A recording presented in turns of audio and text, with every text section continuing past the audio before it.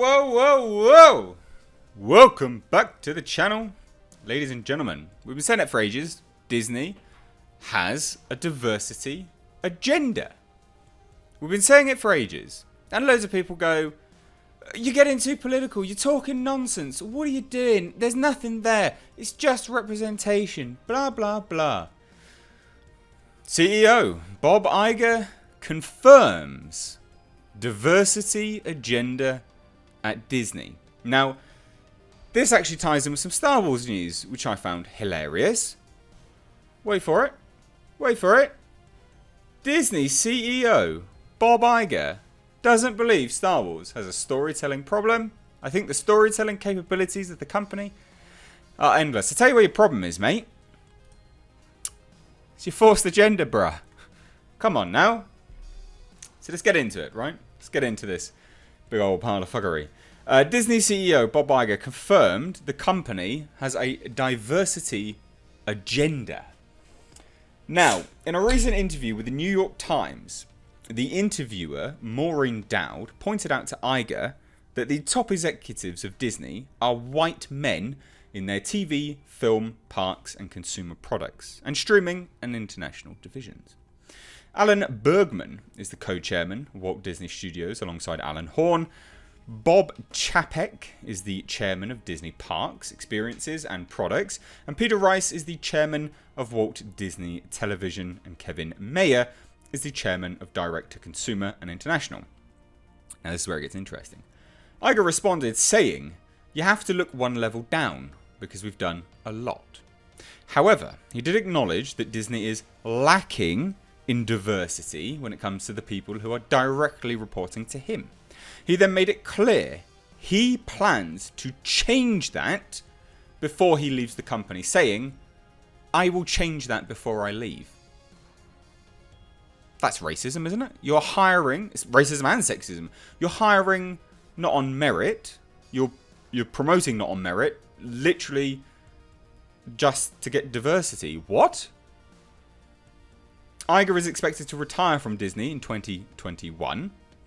Now, Dowd would also comment on whether there will be a female director for a Star Wars film. Iger told her that Lucasfilm president Kathleen Kennedy is trying really hard to find one.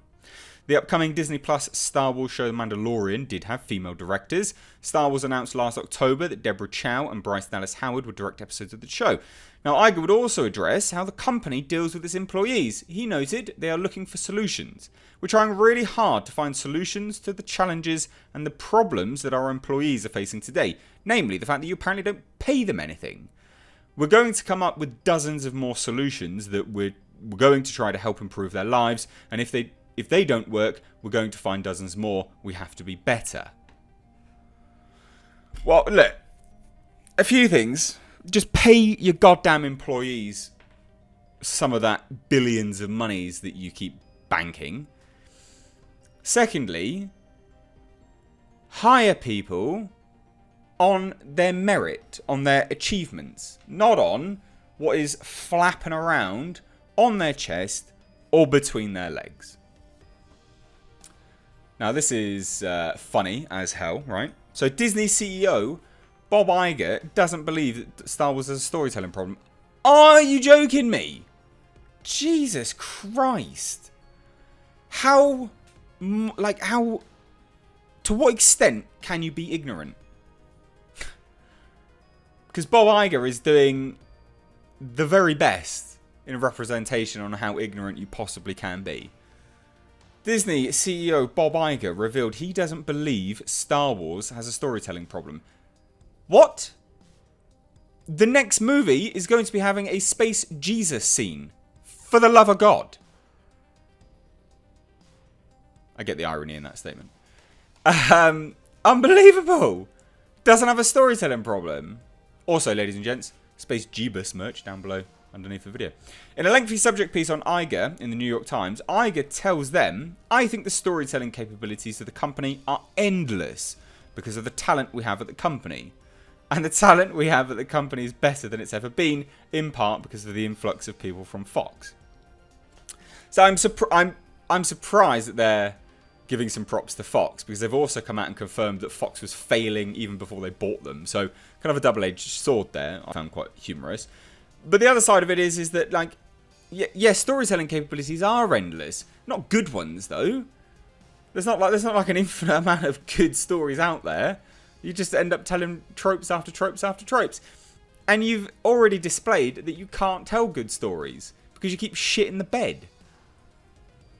How ignorant can you be? Now, many Star Wars fans would vehemently disagree with Iger's assessment on that mark, especially after Rian Johnson's The Last Jedi.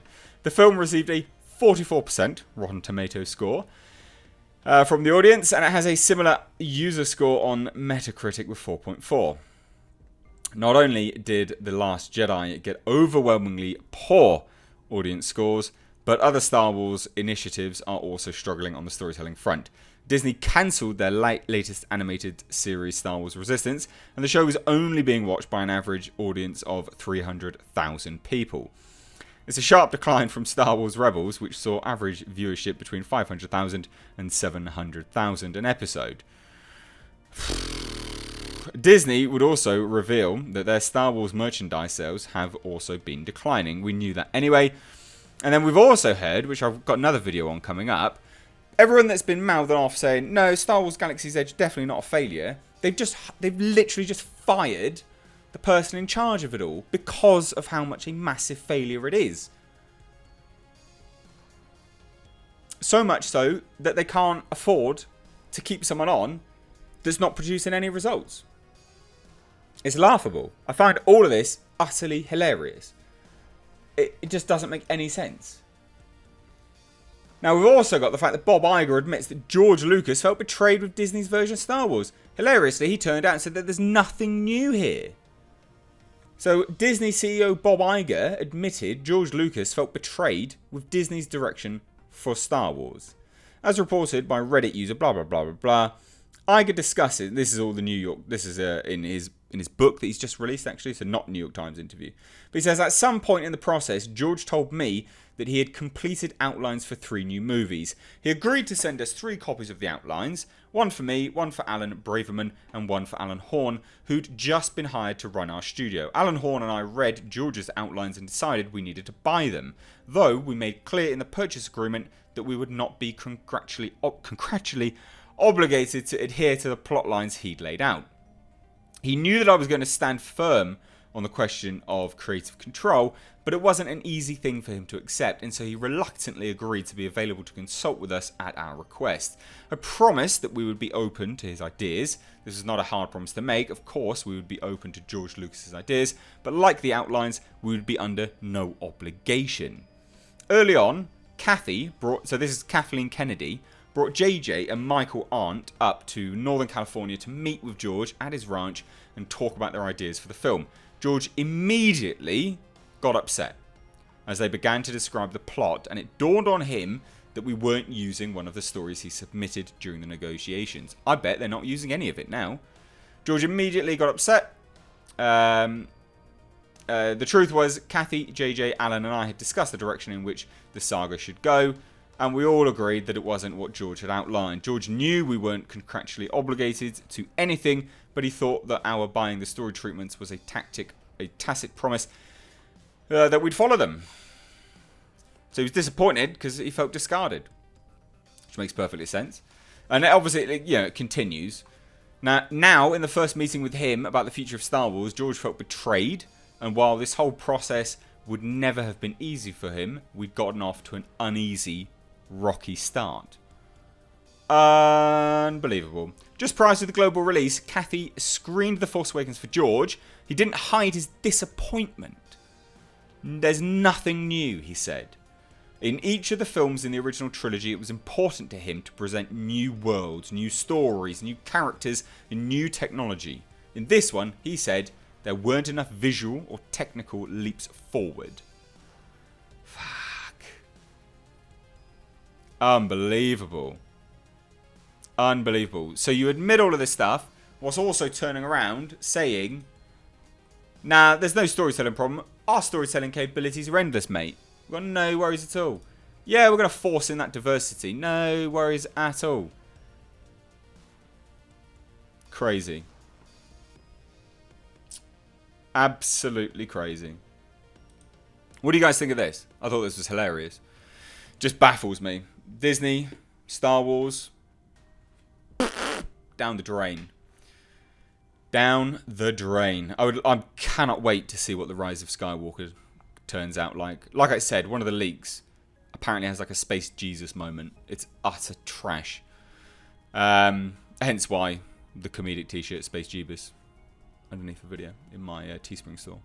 Anyway, love to hear your thoughts. Let me know down below in the comments. If you're new here, make sure you hit subscribe. You can stay up to date on the world of pop culture and movie news by hitting the bell notification icon. As always, guys, thank you so much for watching. I've missed the age. Take care.